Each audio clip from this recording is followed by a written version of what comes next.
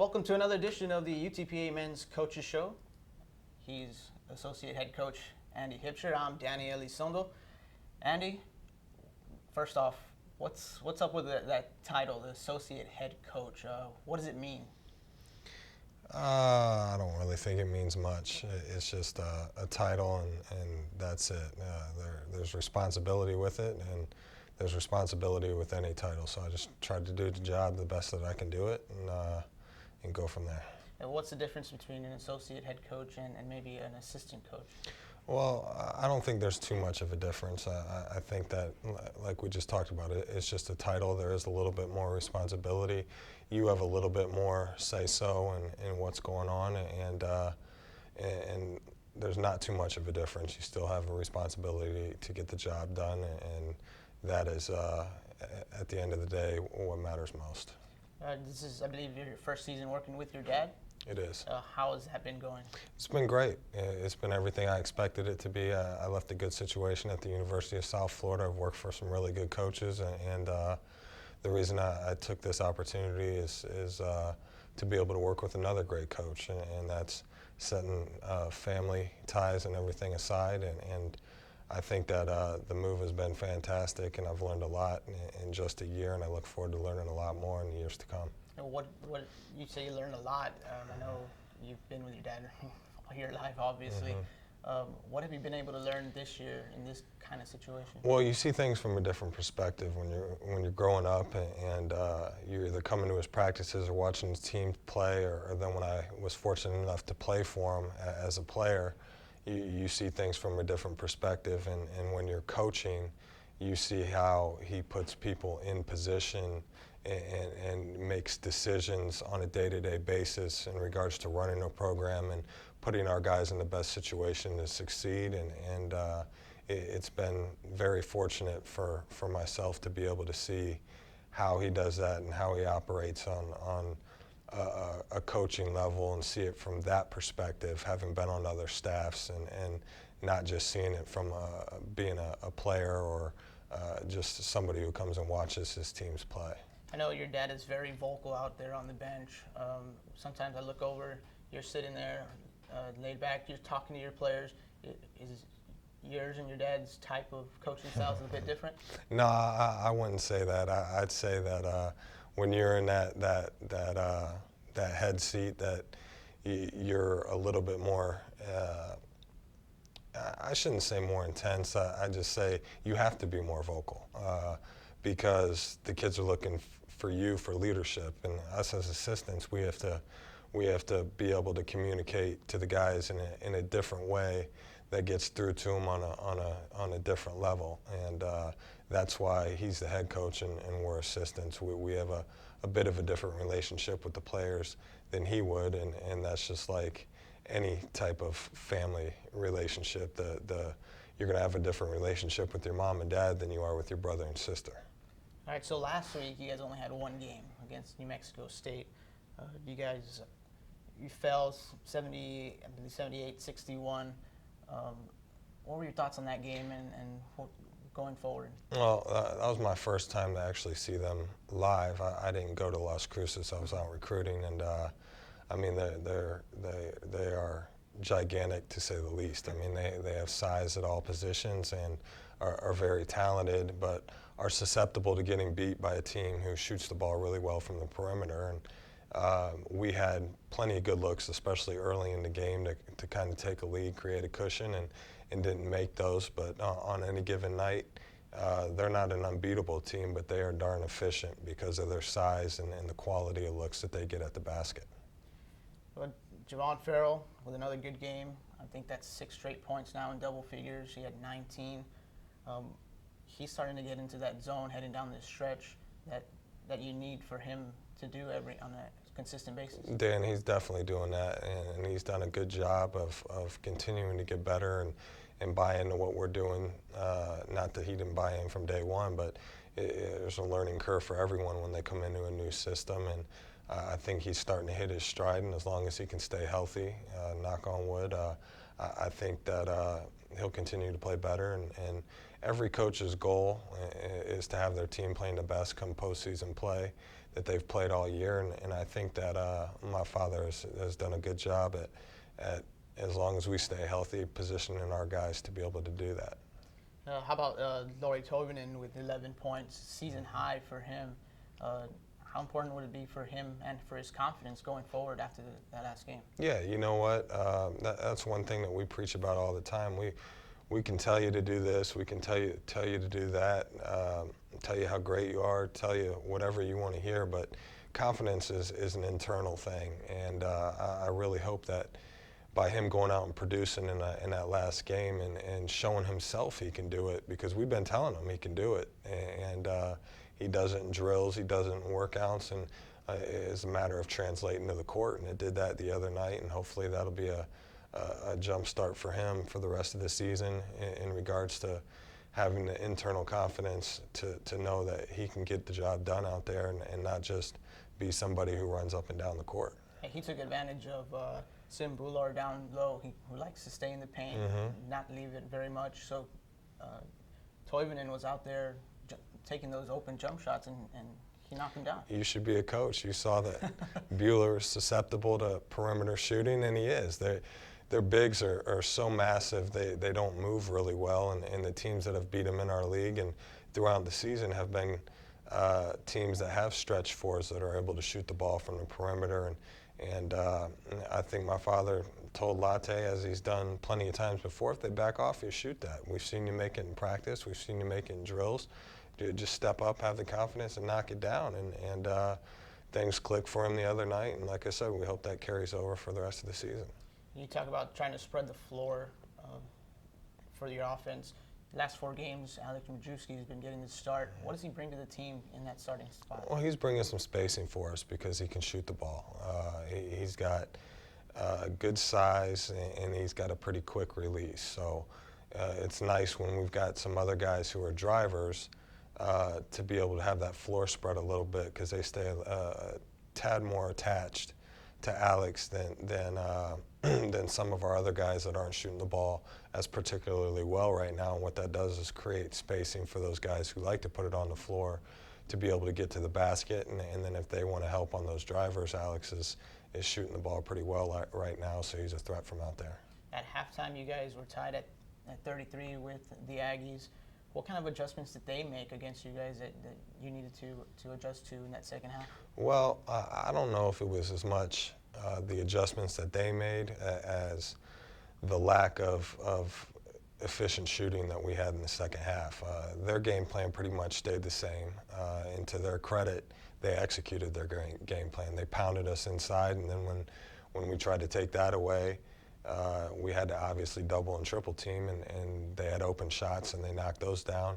And our efficiency in the second half on the offensive end wasn't where it needed to be able to stay with a team that is as efficient as they are. I mean, they shot the ball at a ridiculously high field goal percentage in the first half, which was no different. In the second half, we just couldn't stay up with them offensively.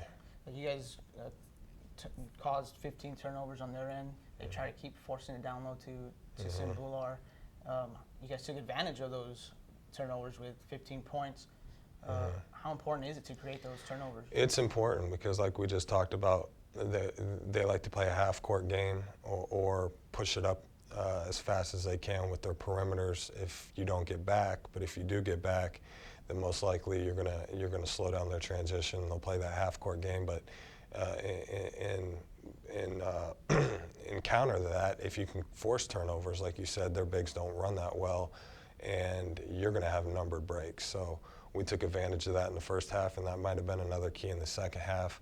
Off the top of my head, I don't know the exact numbers, but I think they took pretty good care of the ball in the second half. You mentioned their bigs, Sim Bular, 7'5". Have you ever played against anybody that tall?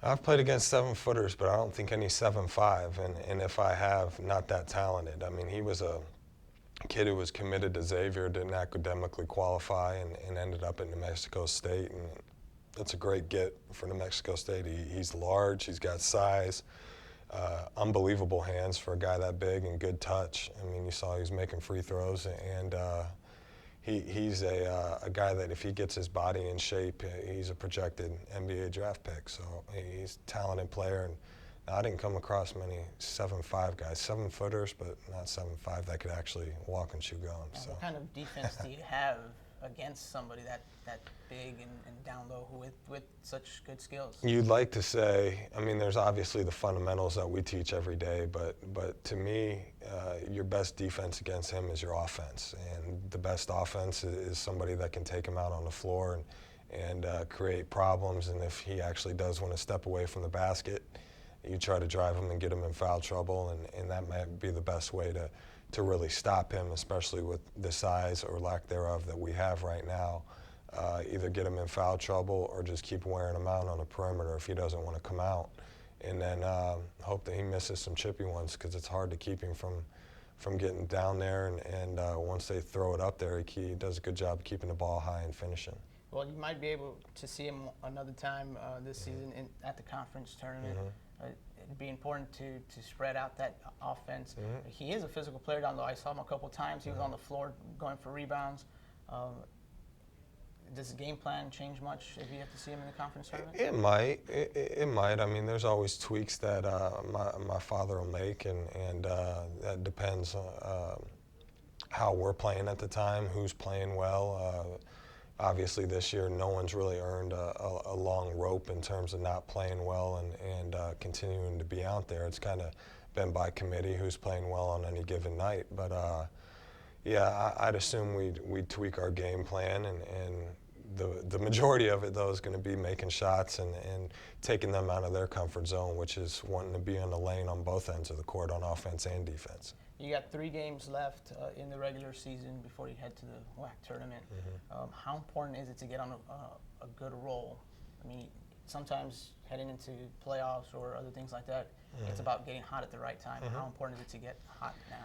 It's important. It's not the end of the world, but it'd be nice to be on a nice little winning streak going into the tournament. And regardless, though, our guys are going to be excited, and as is every team come March that gets to play in the postseason. And it's an opportunity. It's a cliche, but it is. It's a new season, and the only thing about it is if you win that season, you're going to the big dance, and that's something that our guys are looking forward to, our staff's looking forward to, and hopefully we'll seize that opportunity. Did you ever get an opportunity to go to the NCAA tournament? You know what? I never did as a player, and I have as a coach, and it's a great experience. And I feel that if I would have stayed healthy and wouldn't have had these bad genetics in regards to my back that my mother and father gave me, that we'd have been able to get to where we wanted. But being on a coaching staff that's gotten there is a great experience, and the ultimate will be when we get there, me and my father on the same staff, and hopefully taking UTPA there in the near future. You guys traveled to Bakersfield and Utah Valley this week. Last time out against Bakersfield, you guys fell 64-72. They're right there in the standings where you can make the jump past them in the conference standings. What can you tell me about Bakersfield? They're good. I mean, talent-wise, they're as good as anybody in the league. They've got an interior presence and a perimeter presence that really gave us problems in the first game.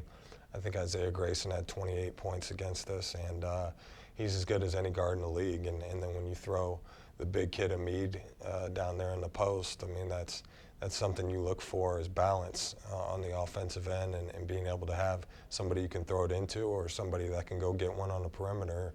And they have that, as well as the coach's son, Barnes. He can really get to the basket and cause us problems on the defensive end the last game. But like we talked about before, there'll be tweaks that we make to our game plan this second time around, and we're going to have to make some shots again, because they do have size, and I think if we do that, we'll have as good a chance as beating them as anybody does. You mentioned your guards, Shaquille Boga, didn't have that great of a game against New Mexico State, but how important is it for him to get rolling as Javon Farrell continues to roll? Well, I think Shaq's done a good job of not forcing things. He's taken what's given to him. His assist to turnover in conference has been very good, and that's something you measure a guard by in regards to decision making, how many assists to how many turnovers they have, and his is a positive one. You want 2 to 1, and I think he's about there. So I wouldn't say it's as much his scoring. I'd say he's deferred and made the right decision, and when his scoring opportunities present themselves, I think he's as confident as any player on his team, and he'll be able to deliver. And then out there, Bakersfield, you guys head up to Utah Valley. You guys fell against them as well, 53-67. They're a pretty good team. We've seen them before in the Great West and now in the WAC. What do they do so well? Well, they're disciplined, and they execute, and they've got skill, and they've got shooting, and they've got size. And in regards to what you need player-wise, they have it in regards to talent, and then Coach Hunsaker does a really good job with them in regards to coaching his team and making sure that they're executing at a high level on both ends of the court, and that's why they've positioned themselves to have a chance at winning the conference. And I believe you got to coach under Coach Hunsaker. I did. How was that experience? It was fantastic. He's one of those coaches that I just mentioned a while ago. I've been fortunate to work on some great staffs, and his was definitely one of them. And I learned a ton from him that I've carried over throughout my career, and I was fortunate to be able to have that experience. Now, Utah Valley, I think, is number 2 in the conference right now. Another possible matchup you can have in that first round. How important is it to maybe pick up some more info on them here in this next game? Well, it's good. It's always any game is always a learning experience, whether you win or lose, and obviously we would have a chance, or we are going to play in the postseason. So if it comes down to us playing Utah Valley again, we'll have more video on them. We'll have more in-game calls. We'll have more information overall, and I think that it's going to be a good opportunity for us this Saturday to see how much better we've gotten, and also play against a good team, and it'll be nothing but a positive learning experience. And then these next 2 games, basically you go to the West Coast and then back up to Utah. It's a lot of traveling. How do you handle that as a team to be able to stay within yourselves, not to get too tired or stuff like that? Well, I think that you have to find a happy medium in regards to how much you're actually on the court using your legs in those days off, and how much you're in there watching video, because it doesn't take a whole lot of physical wear and tear when you're watching video, but as long as you stay engaged, it can be very advantageous. And I think my father does a good job of balancing that and not wearing the guy's legs out. And everybody in the league has to travel, so it's no excuse for anybody, and we all play the same schedule. And I mean, these guys are college kids, and this is the best time of their life, so they're not complaining about being tired. They got one more game after this road trip. You guys come back home against Grand Canyon to close out a 2014 season, and of course for the seniors, their final home game. What do you remember about your final college game? Final college game. Senior night was a memorable experience. I mean, obviously, playing for my father was a unique experience, and something that I wouldn't change for the world. And we had a lot of good memories, and I think we beat Kent State that night, who was our rival, and so it was all love in regards to the senior night that I had. But that's in the history. I'm worried about our guys' senior night and sending them off on a high note, because they're all great kids and they deserve that. And if we go out and play the game that we need to play, we'll have a chance to win, just pretty much like we have every night this year in the league. Now, once you get into the conference tournament, anything's possible. I mean, we've seen it before in March Madness. You guys, what's the feeling like in the locker room, just knowing that you have a chance for that NCAA tournament? Well, I don't think we're thinking about it right now, because we still need to get better and we still need to progress. But when that time comes, it's going to be obviously an enthusiastic feeling for everybody. And I feel that, and we feel as a staff, that we've been in almost all of our games. I mean, there's no team we don't feel that we can't beat, there's no team that we feel that we can just show up and beat. So with that being said, they're very optimistic in regards to the tournament, but that's still a couple weeks away, and we're worried about getting better day by day and progressing towards that moment. All right, he's Associate Head Coach Andy Hipsher. I'm Danny Elizondo. We'll be back with you next week right here on 956sports.com.